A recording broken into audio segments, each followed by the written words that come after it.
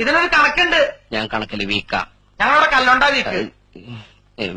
വാ മക്കളെ, അമ്പാട്ടിയെ പ്രാർത്ഥിക്ക്.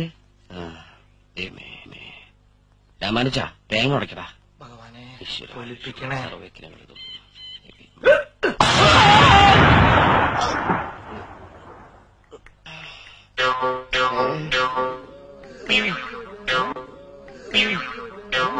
എല്ലാം പെട്ടെന്നാണല്ലോ ഈശ്വര. എന്താടാ പട്ടി നീ ഉടച്ചത്? അത് പതക്കക്കട തേങ്ങക്കട അടുത്തടുത്ത്. ഇനി ചിലപ്പോ അത്